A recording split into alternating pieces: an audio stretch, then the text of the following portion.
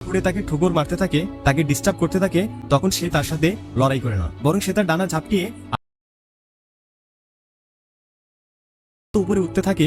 কাকটির মাঝে তত অস্থিরতা বাড়তে থাকে, কারণ সে উপরে ভালোভাবে শ্বাস নিতে পারে না। আরেক সময় অক্সিজেনের অভাবে সে বেহুশ হয়ে নিজেই পড়ে যায়, আর বাসটি কাকের ঠোঁটের আঘাত থেকে রক্ষা পেয়ে যায়।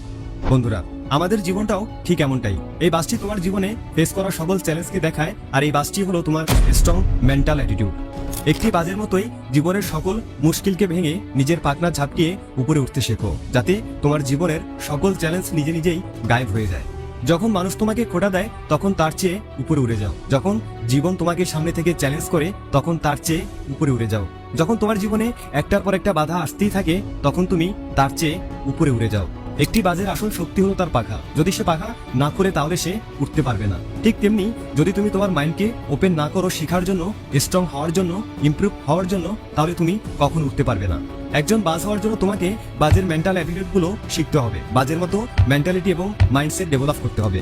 বন্ধুরা, আজকের ভিডিওতে বাজ পাখির এমন কিছু অ্যাটিটিউড তোমার সাথে শেয়ার করতে চলছি, যদি তুমি তার মধ্যে কয়েকটি নীতিও মেনটেন করতে পারো তাহলে আমি গ্যারান্টির সাথে বলতে পারি তুমি তোমার জীবনের রিয়াল হিরো হবে। অনেক না পাওয়া, অনেক ব্যর্থতা ছাপিয়ে তুমি সফলতার দিকে কয়েকশো গুণ এগিয়ে যাবে। আর যদি তুমি সত্যি জীবনে কিছু পেতে চাও, সঠিক রাস্তায় হাঁটতে চাও, সফল হতে চাও, তাহলে আজকের এই ভিডিওটা শেষ পর্যন্ত অবশ্যই দেখবে। আশা করি আজ তোমার সময়টা বৃথা যাবে না। তাহলে চলো শুরু করা যাক। বাজ তুফান পছন্দ করে। ডাক্তার এপিজে আবুল কালাম সাহেব একবার বলেছিলেন, all birds find shelter during a rain, but eagle avoid rain by flying above the clouds. মানে যখন আকাশ ঘন কালো মেঘে ঢেকে যায়, যা তুফান আসার একটি পূর্বাভাস, যা দেখে সকল পাখিরা তাদের আস্তানায় লুকিয়ে যায়। শুধুমাত্র বাজ এই তুফানকে ভয় পায় না, বরং সে আরো এক্সাইটেড হয়ে যায়। বাজ এই তুফানের সাথে আসা চ্যালেঞ্জগুলো খুব এনজয় করে। যখন তুফানের হাওয়া আরো জোরালো হয়ে যায় তখন সেই জোরালো হাওয়াকে ব্যবহার করে আরো উপরে যেতে থাকে। অনেক উপরে যাওয়ার পর সে ওইসব কালো মেঘেরও উপরে চলে যায় যেগুলো ঝড় তুফান নিয়ে এসেছে।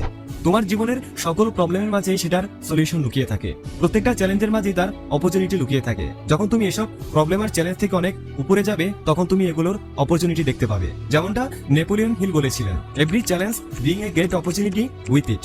যেদিন বাজ পাখির মতো তুমি তোমার জীবনের সকল প্রবলেম আর চ্যালেঞ্জগুলোকে লাইফে গ্রো হওয়ার, নিজেকে পরিবর্তন করার অপরচুনিটি হিসেবে দেখবে, তখন তুমি অনেক উপরে উড়া শিখে যাবে। বাজ পাখি তার বাসাতে কখনো নরম ঘাস রাখে না। তুমি কি জানো, বাজ পাখির বাসাতে কখনো নরম কিছু থাকে না। সে তার বাসা থেকে সেসব নরম জিনিসগুলো ফেলে দেয় যেগুলো তাকে আরাম করতে সাহায্য করে, কারণ সে বাজ। বাসাতে আরাম করা তার কাজ নয়, বরং আকাশে ওড়াই তার লক্ষ্য। কখনো যাতে তার বিছানা আরাম করার অভ্যাস না হয়ে যায়, তাই তার বাসাতে যত পারা যায় শক্ত খড়ি আর কাটাতে ভরে রাখে।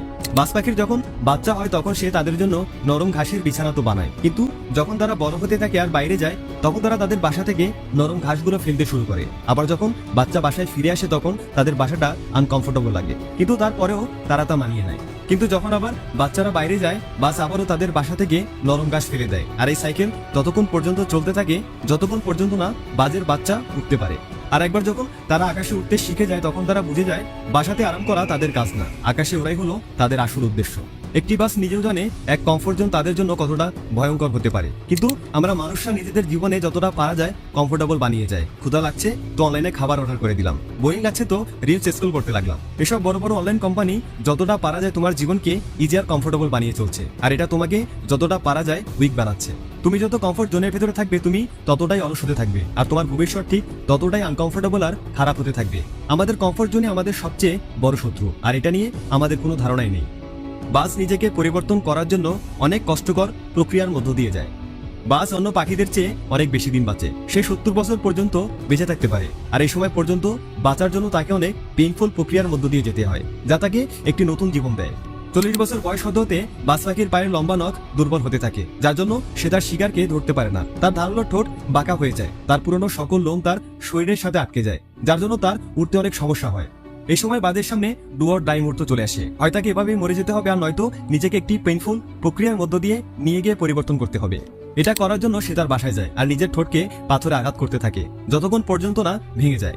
এরপর সে তার নতুন ঠোঁট বড় হওয়ার অপেক্ষা করে, আর এই ঠোঁট বড় হওয়ার পর সে তার পায়ের নখ উঠিয়ে ফেলে, আর সেগুলো আবার বড় হওয়ার জন্য অপেক্ষা করে।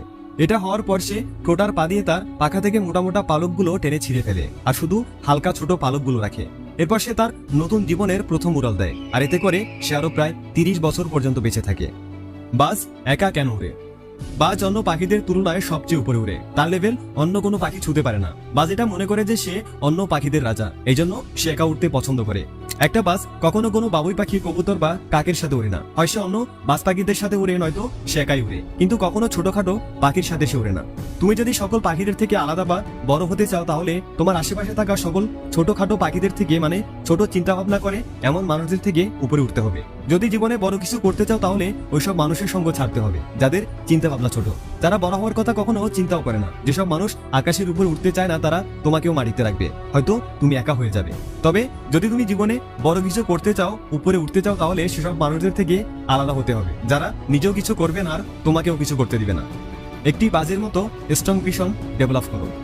একটি বাজ তার শিকারকে 5 কিলোমিটার দূর থেকেই দেখে নেয়, আর যখন সে তার টার্গেটকে লক করে নেয়, যখন তার গোল একেবারেই ক্লিয়ার হয়ে যায়, তখন সে আর অন্য কিছু চিন্তা করে না যে তার সামনে কত বাধা আছে, কত গাছপালা আছে, কত মানুষ আছে, বা তার শিকার কতটা ভয়ানক। যে কোনো মূল্যে সে তার শিকারকে ধরেই ছাড়ে আর নিজের গোল অ্যাচিভ করে।